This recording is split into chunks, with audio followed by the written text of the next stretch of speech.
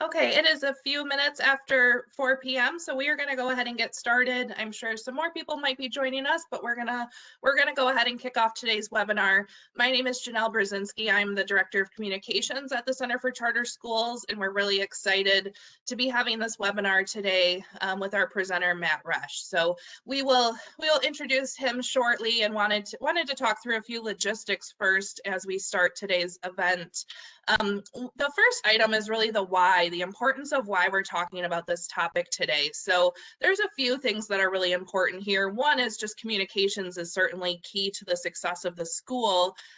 But as we navigate this pandemic and what it looks like as we move through this pandemic and hopefully out to the other side here soon, really thinking to the future of what communications can do for your school, what telling these stories about how you've responded to the pandemic can do to help your organization and help tell your story. So really looking to that future context of where your school is headed and how best you can communicate that with the target audiences that you look to engage with. And we'll talk through some of those target audiences with Matt here soon. Another thing that's important to mention here is for all of our board members that are on today, you'll hear a lot from our organization about the 6 roles and responsibilities of a board member. All of them are very important. The 6th one of those on the list that we often share is effective communications and ambassadorship. So you'll really see a lot of that woven throughout today's conversation of, why effective communications is so important to the role as a board member, not just board members, but schools in general, and then how you can be a good ambassador for your school. So that really speaks to the importance of why we're here today. We do have some resources that are available from our organization outside of the webinar today that I wanted to share with you. As I mentioned, the 6 roles and responsibilities of a board member, we do have our Board Gear Governance curriculum series. It's a series of short videos that cover many of the topics that are critical to your role as a board member. One of those that we just released really dives deeper into that effective communications and ambassadorship role. So we just released that this week. It's available on our website, and something that I would stress the importance of watching in context with this webinar as well. Another thing we just released is an email communication you should have received recently on how to engage with legislators specifically. There's a lot of traditional communications tactics that we have shared about over the years, and a lot of things that you've been doing with your elected officials that is very difficult in a pandemic. So really extending that to a virtual setting, what does that look like, and what are some different innovative ideas that you can explore while we're in a virtual setting to engage with those lawmakers. So you should have received that last week, and that really goes hand in hand with some of the things Matt will talk about here. A few logistical items. We're going to have some time for question and answer at the end. Feel free to put those questions in the chat function. We will be monitoring that throughout, and I know Matt would be happy to stay on and help with some questions here at the end. So feel free to use that throughout, and we'll catch up on those at the end. Another thing is we always love feedback on how this event went, and then what things you're looking for in the future. So after the event is done, you will see an evaluation pop up on your screen. We really appreciate your time in sharing your thoughts with us on today, and then also any thoughts you have on future content that you would like to see. Final reminder is that this session is being recorded. We will have it available, sent out via email and then on our website following the event. If you want to go back to reference it, or if you have any colleagues that weren't able to join us today, they will have that as a resource as well. So we are recording and look forward to sharing that out with you as soon as it's available. Finally, I want to get to introducing our presenter today. Today we have Matt Resch. He is the president and owner of Resch Strategies. Resch Strategies is a PR and public affairs firm that's based out of Lansing, but really helping a lot of clients throughout the state of Michigan. He is a veteran of the communications and PR world, but certainly a veteran of education and the charter school movement as well. So really has a very detailed and wonderful insight on how communications can impact charter schools and understanding the day-to-day of what leaders and board members and charter schools are working through. So we are very grateful to have his insights today, and just want to introduce you to Matt. Take it away. Thanks, Janelle. I appreciate it. And thanks everyone for tuning in this afternoon. It's a pleasure to be with all of you. I had the great pleasure to work with Janelle and the folks of the charter school office at Central for a number of years now, and it's great to be able to share some information with all of you today. Before we get into this first slide that you're looking at here that says communications plan, I wanted to talk real quick. Janelle's talked a little bit at the beginning about why this conversation is important, and I want to go into that in a little more detail because as people who are operating schools, whether you're on the board, whether you're on the administration, whether you're a teacher, whether you're a parent, or whether you're at the office at Central, working in the authorizing office, you're focused obviously on your job, right? You're focused on running a school, and running a school in a pandemic.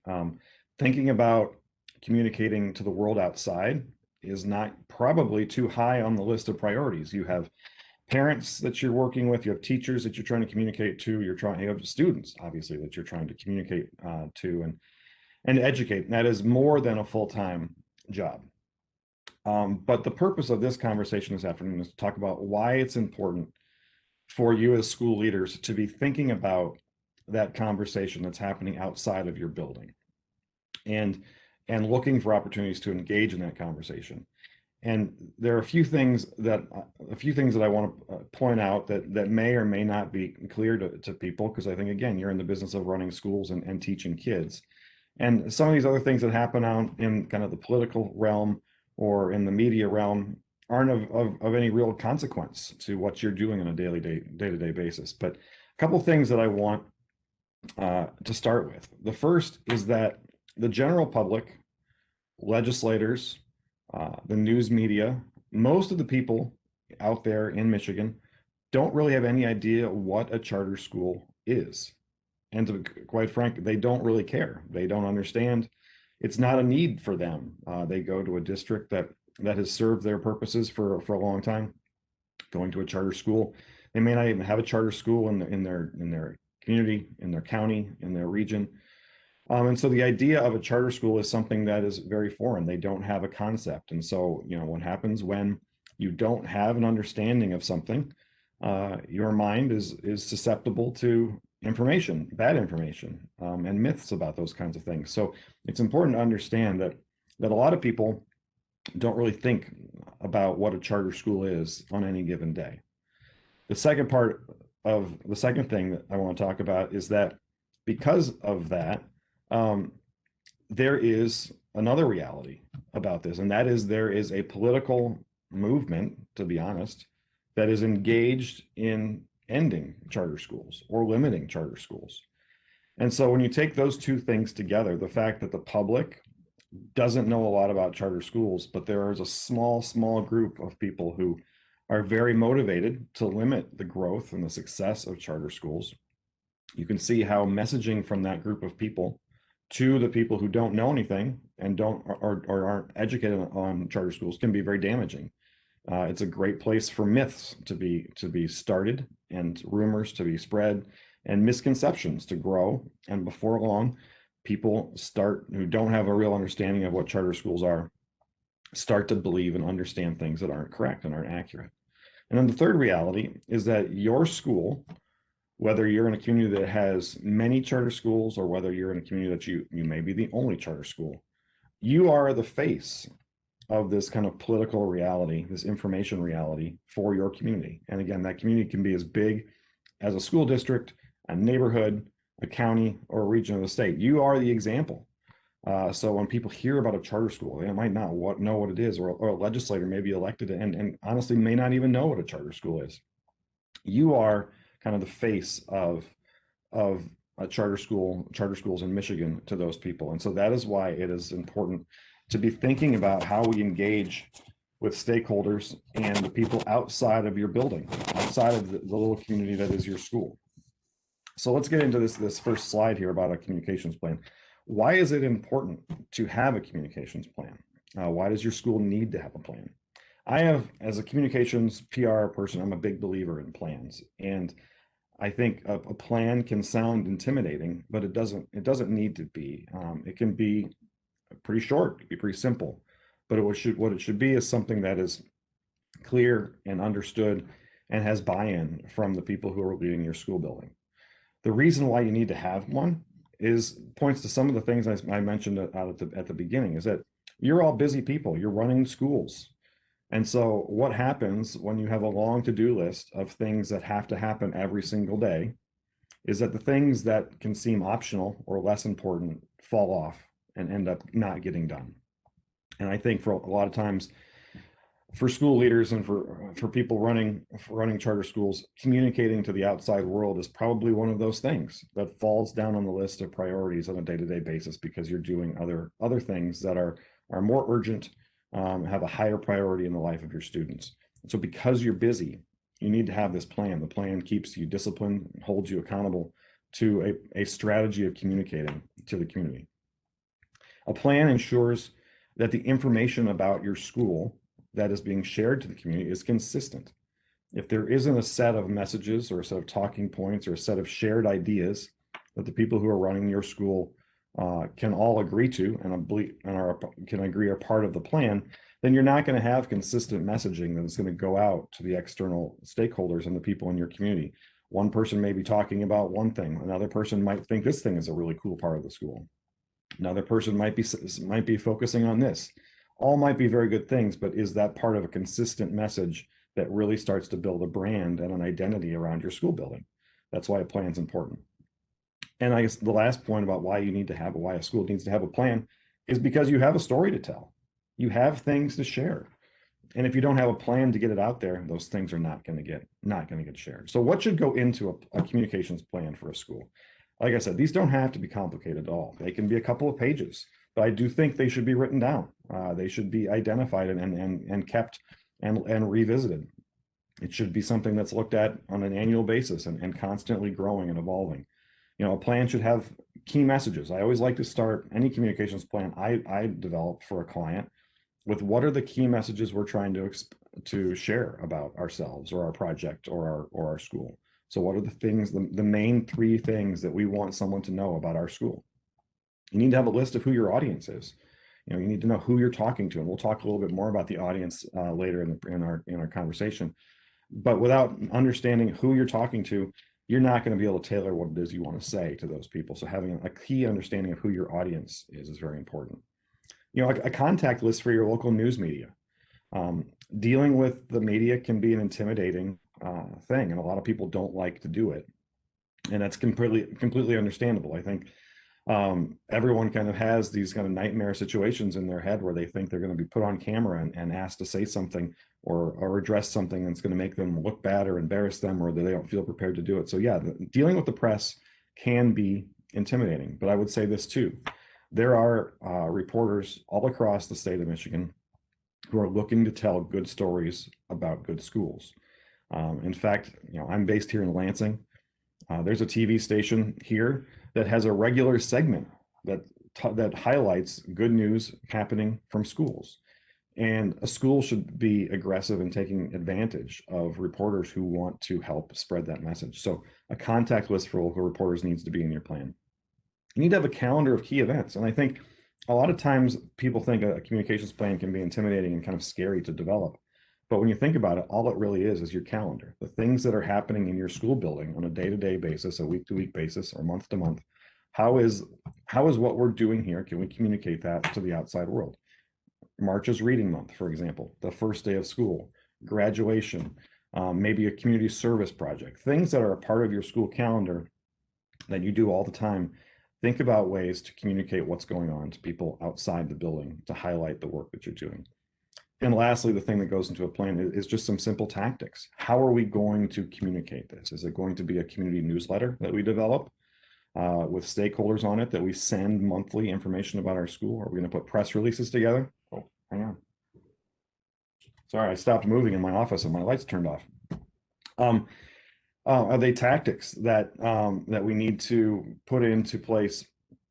A press release? Is it social media posts? Different things that you can do to show to get the word out. Having a plan and initiative is important for the future of your school success. Why is this important? Because for the most part, again, you are wanting to build awareness. You want to build your brand. You want to build your identity. and ultimately establish your school as a credible communicator in your community. So when people have a question about education, when a reporter has a question about something that's going on, they know that you have an identity, they're aware of you, and they believe they can come to you for information. And so why is it consistent? Why is consistent messaging important? And I think the last group of people I probably need to talk to about this is educators. You know that in education, a big part of education is repetition and hearing things many times and practicing things many times.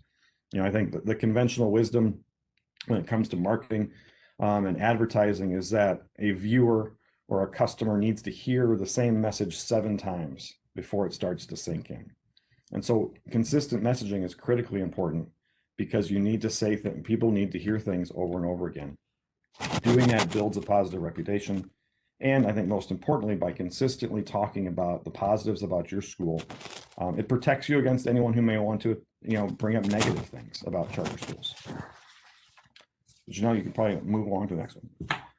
So we talked a little bit about the communications plan and some of the things that go into it. Well, but what is really the point of having a plan? And the point really is that you have a story to tell. Your school has a story. And that's a story that is important to be sharing with people. You need to be proactive because no one's going to share it for you. Being proactive and sharing your school story with stakeholders is about, is the opportunity you have to get out what it is that you're proud of. Again, I talked a little bit at the very beginning about how polling research in Michigan shows that most people don't know or have a real clear understanding of what charter schools are, what they do, how they operate, how they're different from a traditional public school, and really how they're very similar to a traditional public school. So all of those realities lead it and make it very important that you be proactive in sharing your school story, because it is important to know that there are other people out there in the political conversation who are being very proactive in sharing negative things, maybe not necessarily about your school in particular, but about charter schools in general. And so being proactive and sharing the good news is very, very important. Another thing that we found in doing some polling research and some focus group research in Michigan when we talked about charter schools is that a very popular thing about charter schools, something that people really resonate with, even if they don't have a clear understanding of what charters are, is the idea that a school is unique, that it specializes in something, that there's something that sets it apart from every other school building that someone may drive by in their community. So figure out and think about what differentiates your school from others. Is it a special curriculum? Is it an innovative approach to learning? Is it a unique, are you serving a unique student population? Or did you come together around a specific goal? All of these things showed that when we asked people in Michigan what positive things did they associate with charter schools, when we started to talk about schools that really specialized or had a unique niche or something that really made them an individualized building, that people really like that, and they like to hear about the unique things that are happening in your building. So think about that. Think about that as part of your story, because I think it's easy to see a lot of school buildings all across the state. They all kind of look alike from the outside, but what's different is what's going on the inside. And your stakeholders aren't in there with you to see what those things are. And so it's important to make sure that that's part of the story you're sharing. Now, especially, Janelle mentioned the pandemic and the way that you've been dealing with teaching kids for the last 11 months. That is a huge part of what your current story is. And so I would also, just like you look for what ways that your school is different from others and things that make you unique, think about unique ways that you've adapted to the pandemic and learning in this time. Are there certain approaches that you find you're really proud of, or that have been very successful, or that you think other people aren't doing? Maybe in your community, it's just the fact that you're there face to face and the other schools in your neighborhood are not. Maybe that's a unique way that you've engaged people at home or tried to catch up for kids who lost time in the spring.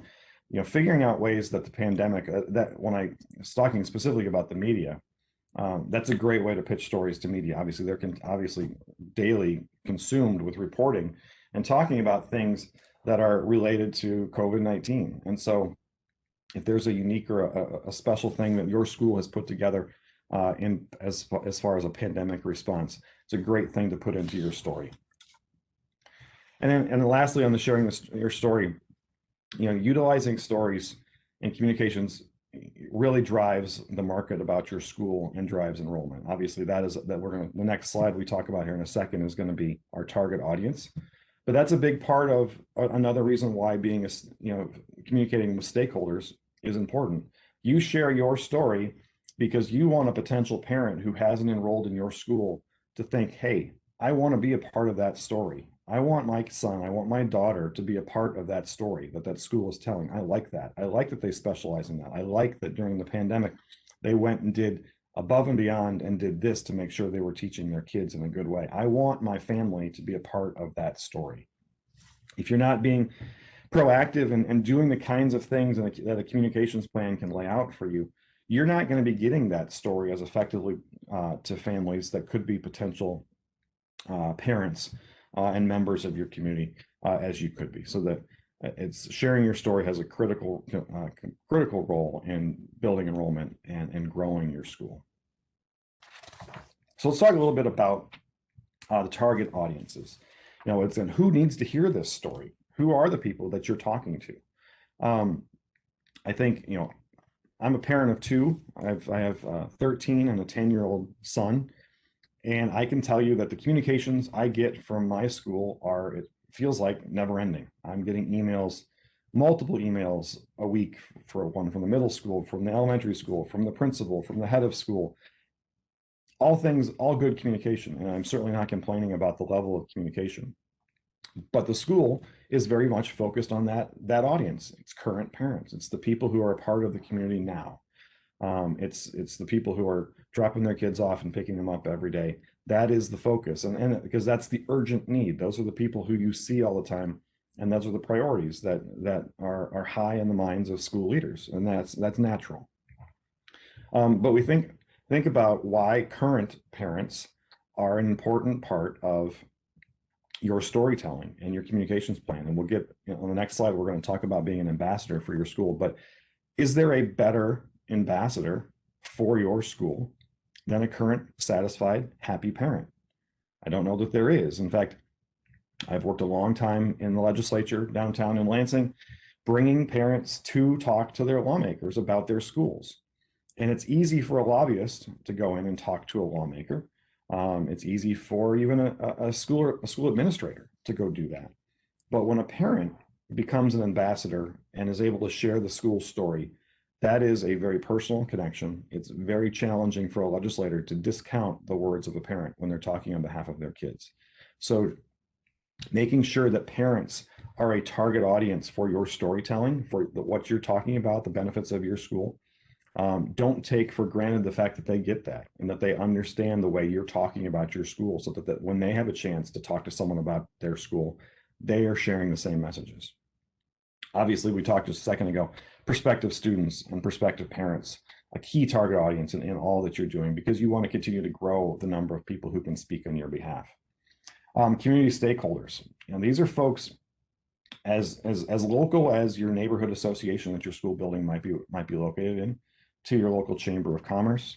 I put the local news media into these community stakeholder organizations, other nonprofit groups, other education leaders.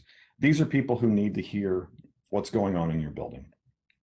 If for no other reason, then if someone asks them about your school, they can show some familiarity, that they can show that, yeah, I've heard stories about what's going on in that school. I get their newsletter, or I've seen them on TV, or I've gotten a press release from them. Those are all clearly important target audiences. And then lastly, but I would say for the purpose of the political discussion that we're having, probably one of the most important audiences that a school needs to engage is their state lawmaker, their state representative, their state senator. And I would even say that because of term limits, so many of our state lawmakers are coming from the ranks of our county commissions, or city councils, or township boards, that even local officials down the ladder from state lawmakers are important to keep in mind as well, because those people are going to, in the near future, probably be running for state office. And so it's going to be important that they know that. So why are legislators important? Again, I don't want to take for granted anyone's understanding or kind of time commitment to following the political scene. I know that I try to spend less and less time occupying my life with following what's going on in politics. But the fact of the matter is, charter schools is a very political issue. It's charter schools are established in state law. Some people support them, some people oppose them, and there is a constant give and take between those two sides as to whether or not charter schools are going to be allowed to thrive, expand, grow, show the real innovation and flexibility that they were designed to show, or whether or not they need to be restricted and tightened and regulations placed on them, or even worst case scenario, closed or made illegal. So these legislators are making those decisions. They have people coming into their offices on a regular basis saying, we need to get rid of charter schools.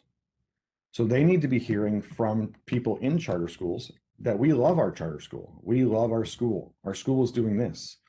And they need to feel a part of your school community. I've talked with charter school groups many times over the years, and the number one takeaway I always try to leave with them when it comes to legislators is you have to get them in your building. You have to get your legislators in your building to meet your teachers, to see your kids, to know the principal by name. Obviously, in COVID and in a pandemic, that's challenging, but they're all doing Zoom meetings just like the rest of us. And if March's Reading Month is 5 days away, they could read to a class via Zoom just as easily as if they drove and sat in a classroom. And I would suggest looking for regular opportunities to engage legislators in your school community and the activities that are happening in your building. Ask them to speak at a graduation ceremony. Invite them to come to the new parents picnic that happens in the fall. March's Reading Month, Christmas parties. Any of these things are opportunities to get them in the building, and when they gain familiarity with your school, that void of information that they have in their head that they may have come into office with starts to get filled with positive stories. And I'll say this lastly about legislators before I go on to ambassadors. Legislators really look for three things. They want three things from someone. They either want money, they want a political contribution. Well, none of you are probably in your schools, you're not in a position to give a legislator money as far as a donation goes. Another thing that they want is news media. They want coverage. They want stories in their local media about them doing things. And the third thing is they want stories to tell. Now, you are perfectly positioned to give them two of the three things that they want. You probably can't write them a campaign check, but you can invite them to read to your kids for March's Reading Month and invite a local TV station to come to, so that legislator can see that not only did I have a great experience with these kids in this school, I got on TV too, and people saw me there. So that is one thing. And the second thing is a story. I worked for the lieutenant governor years ago, and I was his speechwriter. And I would write speeches that felt like nonstop for events that he was going to and having to talk. And no matter how good I thought my speech was or how well we practiced it, his comments were always so much better when he had a personal story or personal experience that he could share instead of a written text.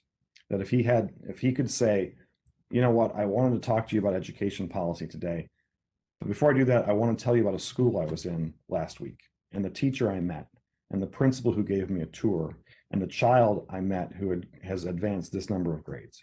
A real story about real people that gives a legislator a way to connect to an audience. There goes my light again. Hang on. A real way to connect to an audience. And that is something that you have, as school leaders, the ability to give to a legislator. Your story becomes their story. And they then have this catalog of stories that they carry around with them, so that when they have to stand up at the Rotary Club or the Chamber of Commerce breakfast, or they have to talk in front of their colleagues or the news media, they can point to real stories that help make the points that they're trying to make. So lastly, it's important the final point here is to kind of go back to the beginning, there is a conversation going on about your school, whether you're aware of it or not. And I don't mean to say that there are people out there specifically talking about such and such academy. What I mean to say is that there is a conversation happening out there about charter schools. Some people know things about them, some people support them, some people oppose them. You are always an ambassador for your school and for the charter school movement as a whole, and being a part of that conversation. So it is very important always to be thinking about yourself, to be equipping your parents to think about themselves in this way, to be able to speak about what makes your school special. And that's what goes back to the communications plan. If you have articulated and laid out bullet points, sentences, ideas that really encapsulate what makes your school special, what you're proud of, what your success stories are, that gives an ambassador the tools they need to go out and speak well about what you're doing to people who may not know about your school or what charter schools are. And being present at events in your community. Again, if you're connected to the school, you're out there. You are the face of the school, and being an ambassador, sharing the bullet points of that communications plan is a nonstop job. Wherever you are, you have an opportunity to talk about the good things that are happening in your buildings. And that really starts with thinking about it very proactively and very diligently, really, to say, I have to think, probably everyone thinks that I'm an ambassador for my school, I can speak for my school. But I would say that it's would be very beneficial for everybody to think very purposefully about putting a plan together about what that means, and giving, and not to assume that one teacher knows how is best to talk about their school, or that a parent would focus on the right thing.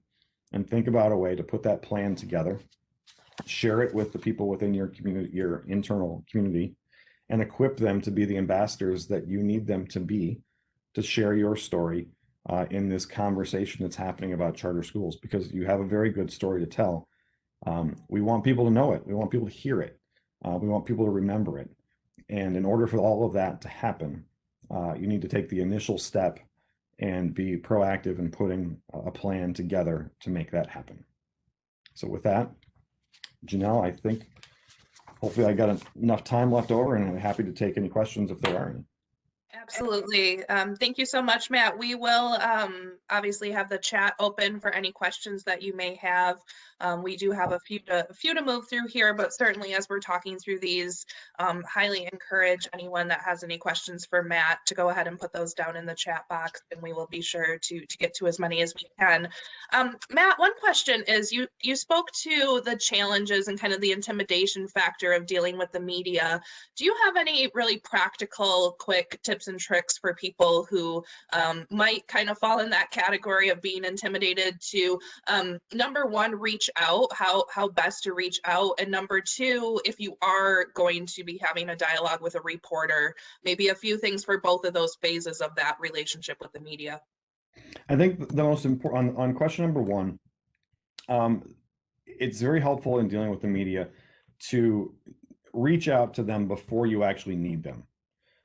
Just like any other stakeholder or people that you work with, dealing with reporters is about a relationship, and having a positive relationship with that reporter. And usually, if you have good news to share, you're going to want them to come to your building, or you're going to want them to do something for you. It's very hard to just make a cold call one day and say, hey, you don't know me, you may have never seen my school, but would you come do this? Instead, what I have advised people in schools whose job it is to kind of be the person who works with the news media, is to just go reach out to them proactively and say, without any agenda other than to say, hey, this is who I am. I'm at this school, and I wanted to reach out to you and make sure you had my name, my number, and my email. If you had any questions ever about an education issue or about something in my building, please don't hesitate to call. And I would love to be able to say that I could reach out to you sometime if I have some news to share. Doing that early gives you that kind of Rolodex of local reporters. And for most people, across the state. We're talking, about a handful of people probably who are at your local, newspaper who cover education, at a couple TV stations or some radio folks. We're not talking about a big group of people, but they're important. And I think if you reach out to them early and establish that relationship and keep them in kind of regular communication, it makes the ask easier when then you go and say, Representative so-and-so is coming in a couple of weeks to read to our kids. Would you want to come and be there for that? They're going to know who you are when you make the ask. It's not going to be a kind of a stranger asking. It's going to be someone that they know, and that's important. So that would be my recommendation on kind of establishing a rapport with a reporter.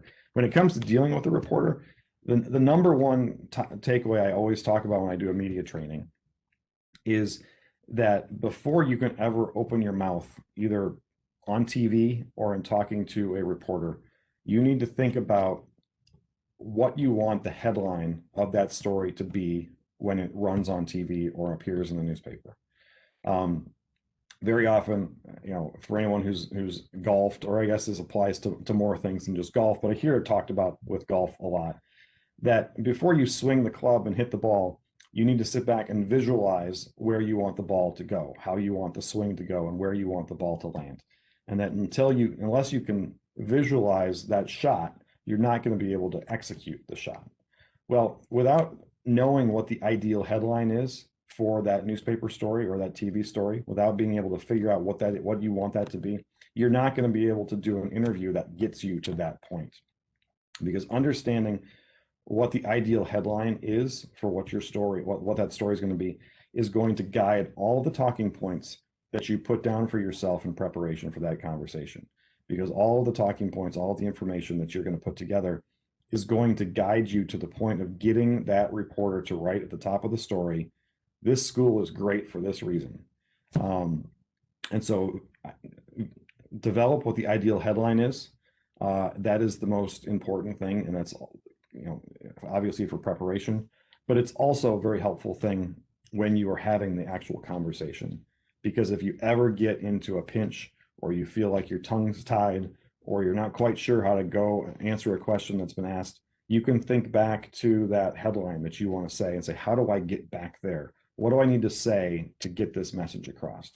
And so I think that those would be the two basic tips I would say for both those things. That's really helpful insight, definitely. And I know certainly everyone on the call that's working in the education environment, goes without saying the impact the pandemic has had on the world of education. The pandemic's really impacted communications as well. Certainly not the ability to have in-person events, as you mentioned earlier. You can't really, have elected officials in for a tour. I know we've really tried to adapt and have some ideas of how to move some of those things to a virtual setting right now, but kind of, looking forward, I guess, what do you see from a communications standpoint that the future might look like in whatever normal ends up being? Like, is there anything of this virtual setting that you really see sticking even once in person comes back? So before Matt answers that really quick, Janelle, you might want to look in the chat because there's a couple of questions in there and they're good questions. Okay, thank you. I think there's going to be an element of this that will stay. I think that for those who aren't in kind of watching the day-to-day media interaction with politicians or the governor or lawmakers or everything else, right now it is really shifted towards Zoom calls like the rest of the world. And I think that there is while there is some challenges to that, both the people who are conducting news events, people like myself, and people who are news reporters have started to figure it out how to make it work better than it happened at the beginning of the lockdowns. And so it's becoming, it's a better product than it was at the beginning. I use an example that my firm and I recently worked with the organization of parents who were arguing with the state about letting high school sports start. And if any of you followed this group of, I think, 6 or 7 parents ultimately filed a lawsuit against the state of Michigan asking for school sports to start. So obviously we couldn't hold a news conference to announce this lawsuit, we had to do it on a Zoom call. But we set up the Zoom link. We sent out the email to the press corps to say, hey, we're having this press conference over Zoom tomorrow morning at 10:30. Let us know if you want the link. And it was, and this is probably more a testament to people's interest in high school sports than anything else, but it was the largest and most widely attended press conference I have ever professionally been a part of. And we had TV stations from every market in Michigan, from the western end of the UP to South Bend to Toledo, Detroit, Flint, everywhere in between. We had newspapers from all over the state that were on this call. I think we had 50 plus reporters on the Zoom call to announce this lawsuit. Whereas before that never would have been possible.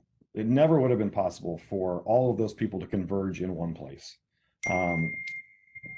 And so the technology of Zoom has shown some real benefit. Now, I think once people are able to go back to face, we're not talking about those kinds of events for your school. You're actually going to want a reporter to come into your building. And I think that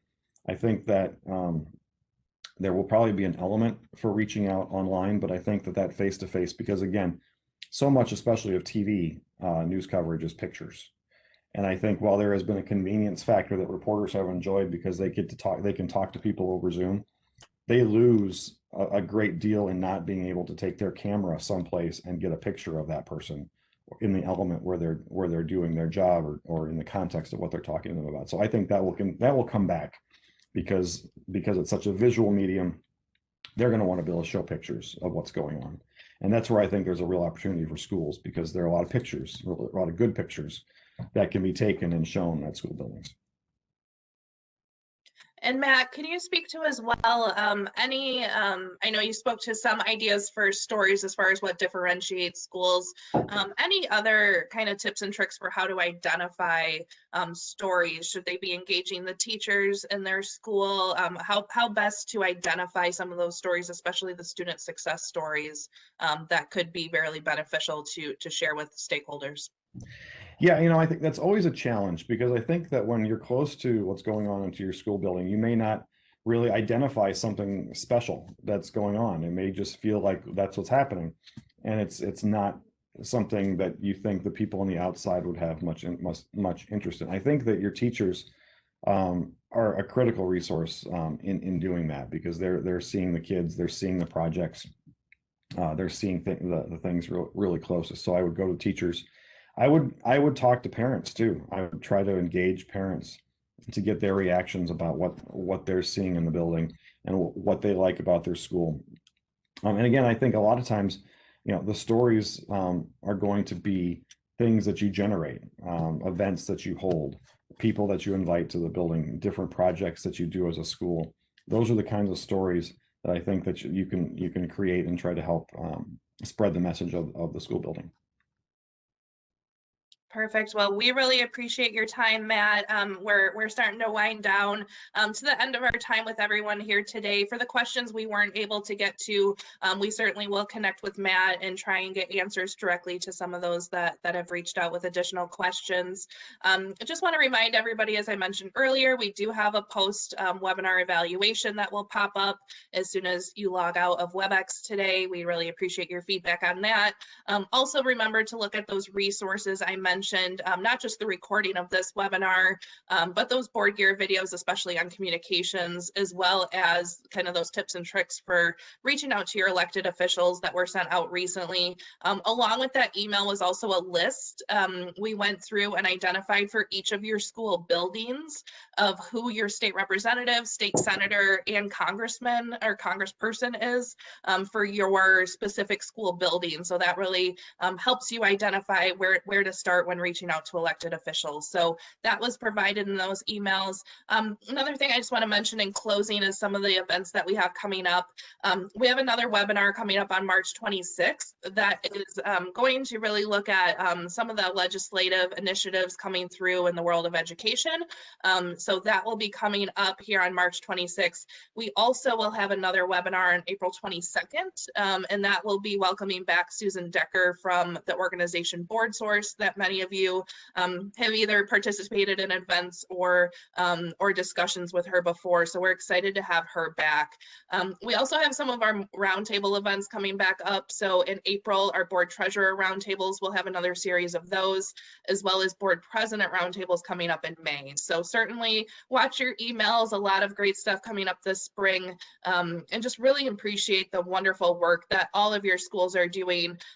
We know it's been a very challenging last 12 months, and just goes without saying the impact that you're having on your students' life is just tremendous during this challenging time, and how you all have adapted and innovated in offering them the education that they need during this pandemic. So we appreciate you, your staff, your teachers, and the role that you play, and so many board members and school leaders that are joining us here today. So thank you on behalf of the center. Thank you for joining us. And Matt, we really appreciate all of your insights in helping us understand this really important topic. So with that, we will leave you all a few minutes extra in your day, and just watch for this recording to come out here soon. Thank you so much.